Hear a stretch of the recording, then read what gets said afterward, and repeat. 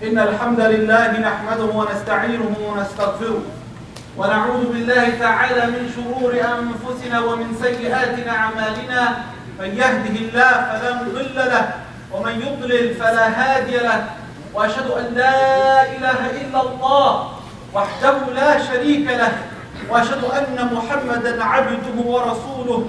اللهم صل وسلم وزد وبارك على نبينا المصطفى صلى الله عليه وسلم.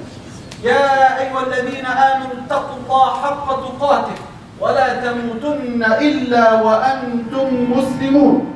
أما بعد، فإن أصدق الحديث كتاب الله، وخير الهدي هدي نبينا محمد صلى الله عليه وسلم، وشر الأمور محدثاتها، وكل محدثة بدعة، وكل بدعة ضلالة، وكل ضلالة في النار. ثم أما بعد،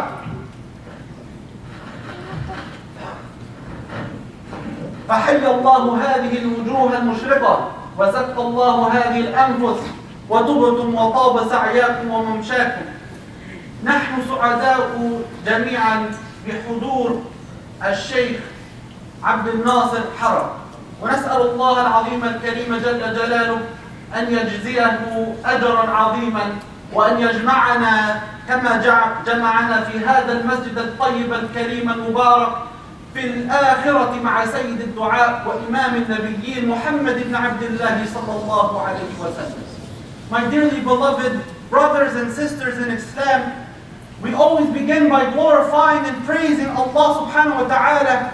We bear witness and testify that there is only one deity, one God worthy of our worship and our devotion, and that is Allah subhanahu wa ta'ala. We remind each other every time we congregate with the verses of Allah subhanahu wa ta'ala, reminding us, O people of faith, have consciousness and be aware of your Lord. And do not leave this life, do not die, unless you are submitting to the one God, Allah subhanahu wa ta'ala. It is a beautiful day today, the busiest day of the year. Many youth are amongst us. We welcome our parents and our fathers and our mothers. We welcome our senior leaders in the community. And we also welcome our Shaykh, the Qari Abdul Nasir Haram. And may Allah subhanahu wa ta'ala reward him for his recitation and his gift that he has given us. And may Allah subhanahu wa ta'ala gather us, as he has gathered us today in this beautiful masjid, with the leader of Prophet Muhammad sallallahu alayhi wa sallam. Now it's something amazing. I did not expect to begin my khutbah by connecting the surahs that he just read and recited to my Jum'ah. And by Allah subhanahu wa ta'ala, I have just met, this is the first time I have met the Shaykh today. Hafidahullah. And subhanallah, I have prepared already the khutbah from before.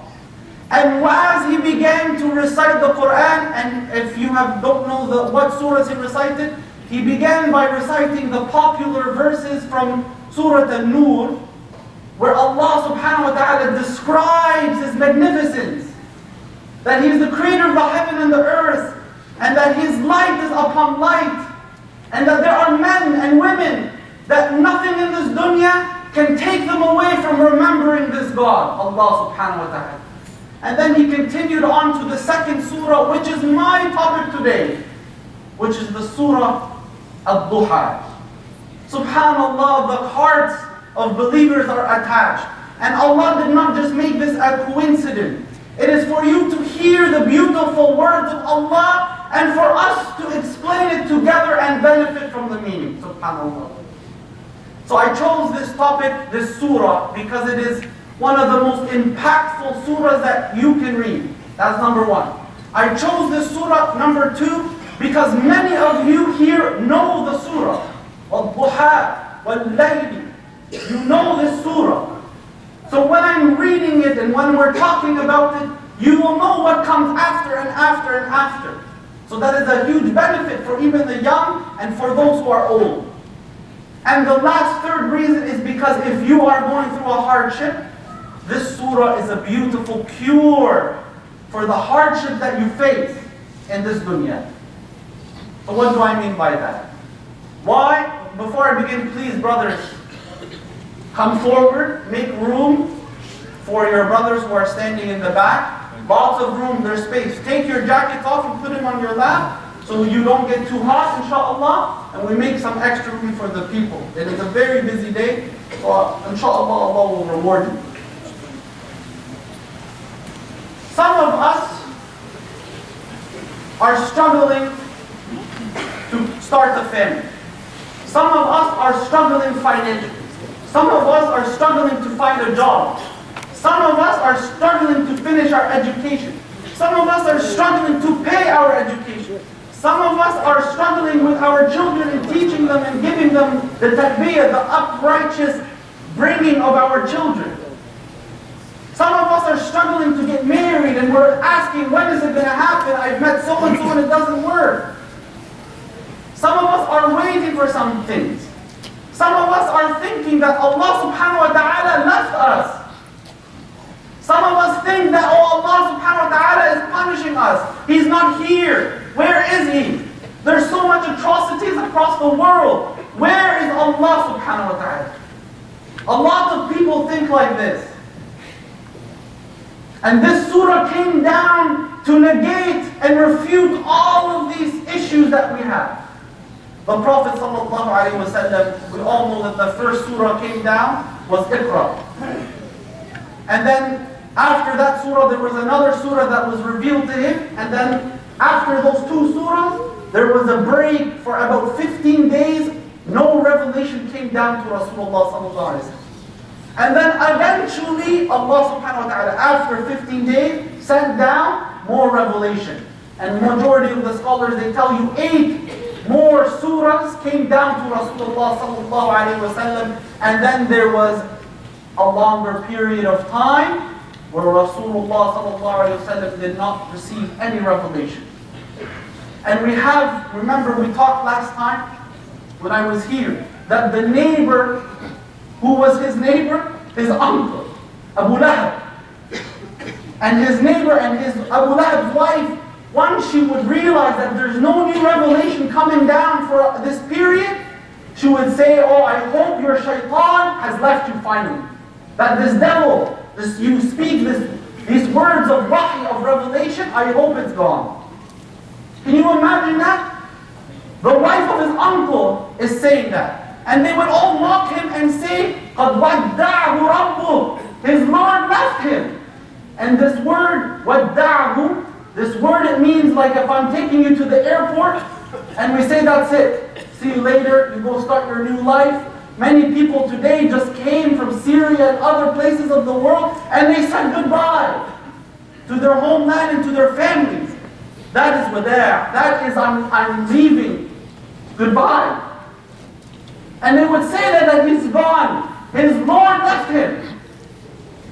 And because of this, the Prophet ﷺ, he thought that he might have did something to upset Allah subhanahu wa ta'ala. And that's why there was no new revelation. And he's waiting, and he's waiting, and he's patient, and he's hearing all of these conflicting issues, and people who doubt him are saying all these harsh and mean things. And he's patiently waiting. And obviously, because Rasulullah ﷺ, he loves Allah subhanahu wa ta'ala, he begins to feel some sort of sadness that why I want the revelation to come. What did I do for this? Why? Did I do something wrong that Allah stopped the revelation? So Allah subhanahu wa ta'ala sends down this surah and he begins by taking 2 oaths. وَالضُّحَى وَاللَّيْلِ إِذَا سَجَى, just like our Shaykh Hafadahullah recited to us earlier. He takes 2 oaths. Now, I want you to understand, when Allah said this وَالضُّحَى, this is al-qasam. This is Allah saying, by the morning light. So here is one image of the morning when you know it's the busiest time. Busiest time in Tim Hortons is to go, right when everyone's waking and to go to work, traffic everywhere, chaos. The morning light. The scholars, they say, al-duha is the time where the camel, the sun becomes pretty hot on the floor, that the camel starts putting its legs off of the floor because of the heat. وَاللَّيْلِ إِذَا سَجَى. And then the opposite of this busy morning is the night sajah, is the night that is so, al-layl al-mudlama, is the dark night. Sajah is also a period of the night where it's calm. Nothing's going on, no one's moving, no hustle, bustle, no busyness. He takes an oath by these two things. I swear, Allah is swearing by His creation, subhanahu wa ta'ala created these things, by the morning light and by the night that is still and dark. And the scholars, when you look at the tafsir, they tell you these two images of light and dark, it symbolizes and it means that Allah is swearing by even the revelation, the wahy. Because the wahy, the revelation is light. يُخْرِجُكُم مِّنَ الظُّلُمَاتِ إِلَى النُّورِ. He takes you from darkness into light. And then the light, وَاللَّيْلِ إِذَا سَجَدَ, this night time, is when the Prophet ﷺ is fulfilling the acts of wahy, of revelation, by praying the night prayer. He just swears by two things. And you know there are other surahs that Allah subhanahu wa ta'ala swears by more than one thing. But He only swore by these two things to show you Allah subhanahu wa ta'ala controls everything in the day, and Allah subhanahu wa ta'ala controls everything at night. All day, all night. And look at this. Remember I told you, everyone say He left you, making fun of Him.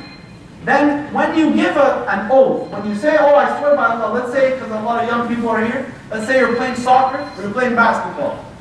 You're a basketball fan, you know, you watch Steph Curry. Anybody that just breathes on Steph Curry, foul. Anyone that touches Ronaldo, foul. Right? Now if you're playing with your friends and you say, oh you fouled me, oh I swear. And what do you swear? There has to be something that comes after I swear that what? So Allah swears, I swear by the morning light and by the night, by the morning light and by the night time, I swear, your Lord did not leave you.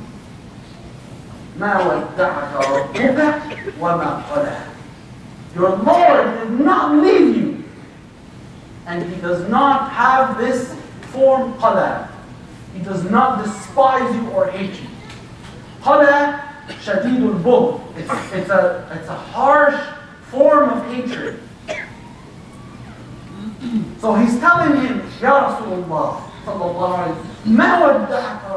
your Lord did not leave you. Now look, I want you to notice something. Arabic is such a beautiful language. وَدَّعَكَ, He gives you who the object is. He says, I did not leave you. رَبُّكَ, right? مَا وَدَّعَكَ, you, I did not leave you. Your Lord didn't leave you. And then He does not give the object in the second word. وَمَا قَلَى. He didn't say وَمَا قَلَاكَ. Why?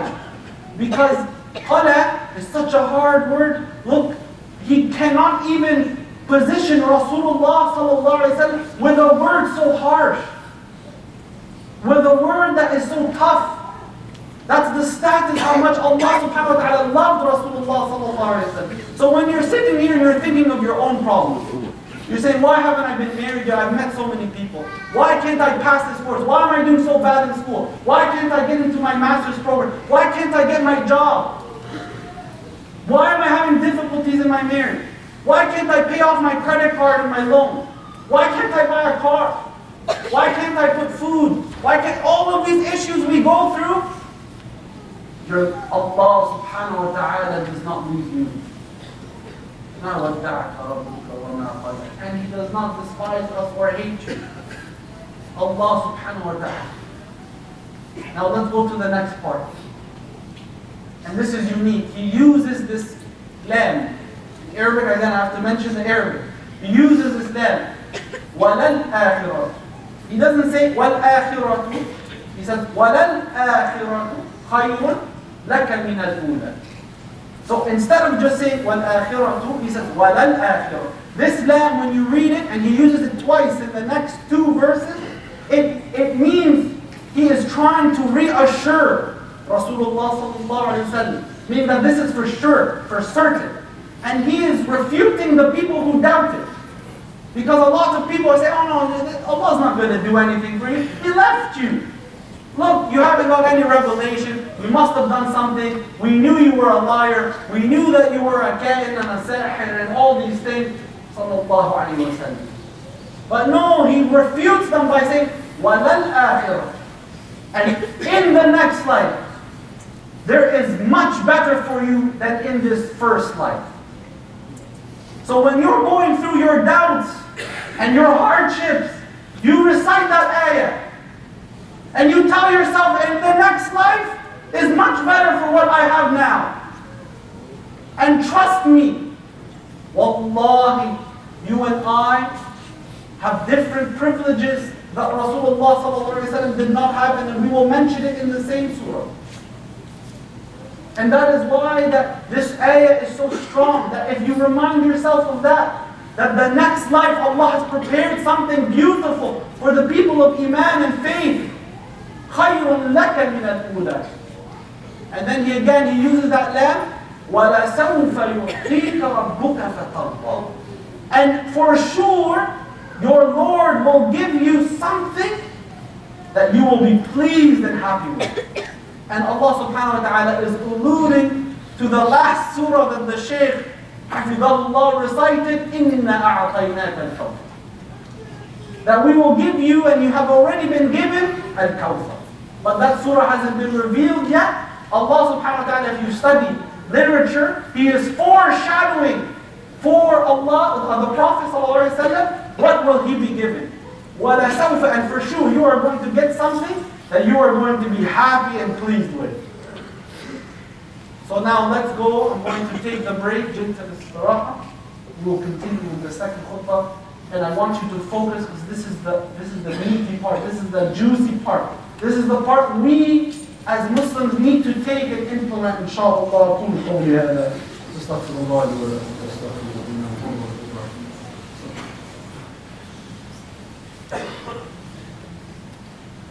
الحمد لله حمدا كثيرا طيبا وأصلي وأسلم على نبينا المصطفى صلى الله عليه وسلم.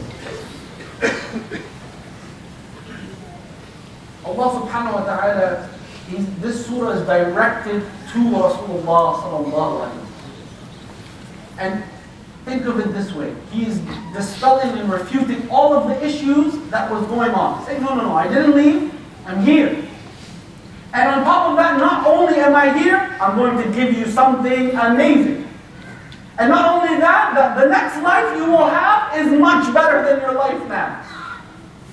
So then Allah subhanahu wa ta'ala eloquently, beautifully, the most beautiful words you can ever read and memorize and recite, He begins to ask rhetorical questions. أَلَمْ يَجِدِكَ يَتِيمًا فَآوَى. Sallallahu alayhi wa sallam. Now remember I told you and I, we have, subhanAllah, we have a different, Allah gave us different ni'am, different benefits. And the reason why Allah subhanahu wa ta'ala mentions these things is because when you read this surah 1500 years after, you tell yourself, Alhamdulillah, look at what Rasulullah sallallahu alayhi wa sallam, look at how his life was, look at my life. How can you not be thankful? How can you not want to work for this religion? Alam yajidika. When Allah uses that alam, that means it's a rhetorical question. What does a rhetorical question mean? That means the answer is already known. It's already, yes. Alam yajidika yatiman. Didn't we find you an orphan? How many of us, ask yourself, how many of us are orphans? How many of us grew up without a mother or a father?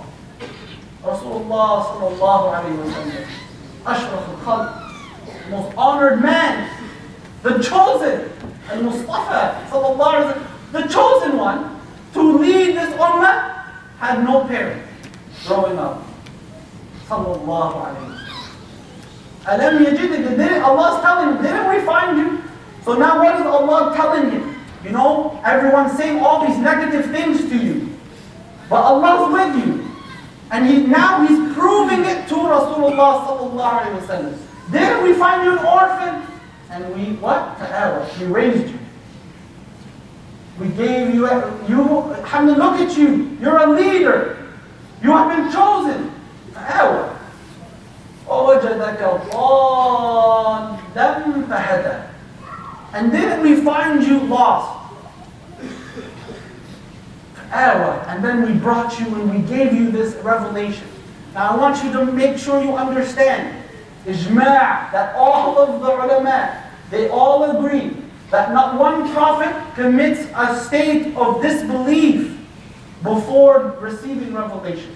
So when Allah subhanahu wa ta'ala is saying, we found you lost, it doesn't mean he was worshipping idols and etc. It means that he has not been given the wahy. He was not given the stories of the prophets. He was not given the information of heaven and hell. And Allah is telling him that you didn't have this, and now we gave it to you. وَوَجَدَكَ ضَالًّا فَهَدَى وَوَجَدَكَ عَائِلًا فَأَغْنَى. عَائِلًا شَدِيدُ الْفَقْرِ. When Allah is describing him, sallallahu alaihi wasallam, we found you in a state of poverty. Poverty. Use the word poverty. Do you know what the definition of poverty in today's society? It is someone who does not make more than $1 a day. And Allah says, this is the leader, this is the one you say on Jum'ah, Allahumma salli ala Muhammad. And Allah is telling him you were in a state of poverty. And we gave you richness. And it doesn't mean he became a king in money. What does that mean? We enriched you with the Quran. And we enriched you with a wife, Khadijah, that looked after your necessities and gave you a job. Radiallahu anha. Imagine, Allah is telling him these rhetorical questions, and we all know the answer. Yes, you found me in a state that I was an orphan. And you found me in a state where I didn't know what the Quran was. And you found me in a state where I was poor. So now, because of these three things, this is what we implement now. When you start thinking of all the blessings of Allah subhanahu wa ta'ala in your life, then it's the action. Now you have to prove you are thankful. See, Allah tells you in the Quran, وَقَلِيلٌ مِّنْ عِبَادِيَ الشُّكُورِ. Small, few are the people that actually thank Allah subhanahu wa ta'ala. So this is the test. You're listening to this today. Do you thank Allah subhanahu wa ta'ala? Do I thank Allah subhanahu wa ta'ala for the ni'am, for the blessings that He has given us? How can you do that? Remember, He mentioned three things. One, you were an orphan. فَأَمَّا الْيَتِيمَ فَلَا تَقْهَرْ. Remember, you were an orphan? So now the orphan, don't treat them in a malicious way. Don't take their money. Don't put them aside. Don't refute them. Treat them with kindness. How many orphans are there? How many people coming from Syria have lost a mother or a father? How many around the world? If you can't, you know how many orphans live in Canada too? What are you doing to help these children? And you and I who were not born in a state where we don't have a mother or a father, alhamdulillah. فَأَلْمَا الْيَتِيمَ فَلَا تَقْهَرْ. Look, that's the action. His character. When you see these orphans, treat them well. So all of these three, I'm going to give you an example of Rasulullah sallallahu alaihi wasallam. The first one is that when he would see children sallallahu alaihi wasallam, he would actually stop his caravan, his expedition, get off of his camel, and play with the children. He would see them and he would say, no, I'm going to take time. I know I have to be there at this certain time, but I'm going to get off of my camel so I can nourish, teach, play, laugh with these children. The Prophet ﷺ in his masjid, Al-Sharif, the pillars, see how we have a pillar here to hold the structure? He would wrap dates on the lower portion and he would say, tell everyone, do not touch these dates, these are for the children. So they can come in the masjid, eat and have fun. What are we doing to bring our youth closer to Allah subhanahu wa ta'ala? فَأَمَّا الْيَتِيمَ فَلَا تَقْهَرْ وَأَمَّا السَّائِلَ فَلَا تَنْهَرْ. Now these are two meanings. One is the one who, remember Allah subhanahu wa ta'ala? The one who is asking. Remember he was lost? So the one who's asking, so respond to him, greet him, bring him, answer the question. If you don't have the answer, find the question. And it also means that the one who's begging, how can you say no to them? Do you know how hard it is for an individual to ask for sustenance, for food, or for money? That's why Allah said, "An-Nasa'id," don't reject them, because they're asking. This is their lowest point. You and me, sometimes I hear myself and others, we speak ill of the people who are poor. We say, oh no, they might use that for a pack of cigarettes, or for a drug, or for alcohol. How many of us have went to a homeless shelter to help them, to give them food, to sponsor a homeless shelter? Allah is guiding his actions, guiding his mannerisms to teach those people. And I'll give you an example, again from the life of Rasulullah. Someone who comes in, imagine right now at the Jum'ah, someone comes in from the back and he has a question and he interrupts Rasulullah and he says, oh ya Rasulullah, and he asks him his question in the middle of the khutbah. All of you would turn around and be quiet, get out of here. Don't interrupt, what are you doing? And this man still didn't understand Islam. So the Prophet ﷺ actually stopped his khutbah to give the answer to that gentleman. Look at the compassion of Rasulullah ﷺ. وَأَمَّا بِنِعْمَةِ رَبِّكَ فَحَدِّثْ. And the last action he says, Allah to the Prophet ﷺ, and these beautiful blessings you have been given. Remember, recall all those things. You were an orphan, now you're not. You have your own family and children. Recall the blessings and don't just think of it. Look, Allah subhanahu wa ta'ala, He doesn't say, وَأَمَّا بِنِعْمَةِ رَبِّكَ فَذَكِّرْ. He doesn't say, oh, just remember. He says, فَحَدِّثْ. Tell it to people. Islam is about trying to help your brother or sister to become better. Right? So let's, for example, say I just memorized a surah. And I have a very dear friend of mine. I should tell this person, and I trust this person. And I'm not trying to do it to show off. See the difference? I want to sincerely help my brother, or my sister, or my wife, or my father, or anyone. And I tell him, Alhamdulillah, I memorized the surah. Alhamdulillah, there was a great qari today, beautiful. Listen to this link. I benefited so much today. Fahaddith, this ni'am, tell it to someone. Explain it to people you trust. Don't keep it. Because the Prophet ﷺ, and I will conclude with this hadith, all of us know this hadith. لا يؤمن أحدكم حتى يحب لأخيه ما يحب لنفسه. None of you believe unless you love for your brother what you love for yourself. So if you love to learn the Quran, if you love to get a job, if you love to do this and this and this, then you should love that for your brother and your sister. اللهم اهدنا فيمن هديت وعافنا فيمن عافيت وتولنا فيمن توليت وبارك لنا فيما اعطيت نستغفرك اللهم ونتوب اليك نستغفرك اللهم ونتوب اليك اللهم اهدنا واهد بنا واجعلنا سببا لمن اهتدى ربنا آتنا في الدنيا حسنة وفي الآخرة حسنة وقنا عذاب النار سبحان ربك رب العزة عما يصفون وسلام على المرسلين والحمد لله رب العالمين وصلى اللهم وسلم على نبينا المصطفى صلى الله عليه وسلم وأقم